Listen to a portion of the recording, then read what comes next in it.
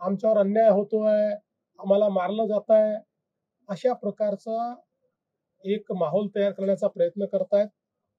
काही लोक विनाकारण ज्याला आपण असं म्हणू शकतो की आम्ही शहीद होतो असं दाखवण्याचा प्रयत्न करतायत. त्या सगळ्यांना मी सांगू इच्छितो, वसंतदादा शुगर इन्स्टिट्यूटची कुठलीही चौकशी राज्य सरकारने सुरू केलेली नाही.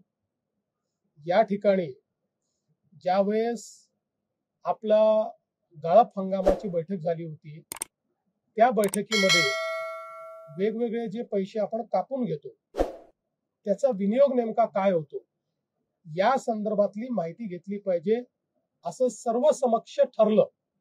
त्यामध्ये आपण वसंतदादा शुगर इन्स्टिट्यूट करता वर्षानुवर्ष 1 रुपया हा कापून घेतो. त्यामुळे जसं इतरांनी त्या पैशाचं काय केलं याची माहिती मागितली, तेवढीच माहिती साखर आयुक्तांनी ही वसंतदादा इन्स्टिट्यूटला मागितली आहे. त्या बैठकीत वसंतदादा इन्स्टिट्यूटचे पदाधिकारी पण होते, सगळे साखर कारखानदारही होते. सगळ्यांच्या समक्ष जे ठरलं तेवढीच माहिती मागितलेली आहे. त्यामुळे विनाकारण वसंतदादा इन्स्टिट्यूटची चौकशी चालू केली. आमच्याकडे तक्रार आली, गंभीर असेल तर आम्ही करूही, पण अशी कुठली तक्रारही आलेली नाही, त्याच्यामुळे चौकशी करण्याचा प्रश्न उठत नाही.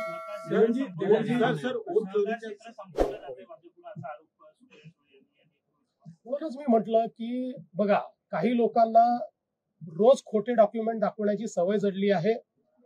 आता आजच त्यांनी दाखवलेलं पॅन कार्ड हे खोटं निघालं. आता ते माफी मागणार आहेत का? त्यांनी जाहीर माफी मागितली पाहिजे. त्या संदर्भात तर आता म्हणजे ते पॅन कार्ड नेमकं काढलं कोणी याच्यावर आता FIR दर्ज होतोय. त्यामुळे रोज खोटे डॉक्युमेंट आपल्याच घरी तयार करायचे आणि प्रेस कॉन्फरन्स घ्यायची आणि आपणही दिवसभर ती चालवायची आणि आम्हाला प्रश्न विचारायचे. त्यांना प्रतिप्रश्न विचारा, आता काय ऍक्शन घ्यायची, त्यांच्याकडनं माफी मागायला लावा.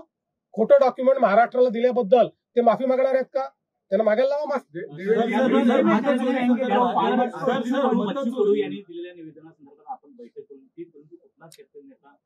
असं आहे की रात्री उशिरा 1 वाजता बच्चू कडू यांनी मला मेसेज पाठवला की आम्ही बैठकीला येणार असं आपल्याला म्हटलं होतं, पण आमचे सगळे शेतकरी नागपूरला जमा होत आहेत आणि आम्हीच तिथे नसलो तर त्यातनं वेगळं कन्फ्युजन तयार होईल, म्हणून आमचं मागणी पत्र आम्ही तुम्हाला पाठवतो आहोत, तुम्ही त्याच्यावर निर्णय करावा आणि आम्ही काही बैठकीला येणार नाही. त्याच्यामुळे आम्ही ती बैठक रद्द केली. आता त्यांचं जे मागणी पत्र आलं आहे त्यातल्या ज्या गोष्टीवर सकारात्मक निर्णय करता येतील, ज्याच्यावर तातडीने निर्णय करता येतील, ते निर्णय आम्ही करू. त्या संदर्भात विभागाला आम्ही सांगितलेलं आहे.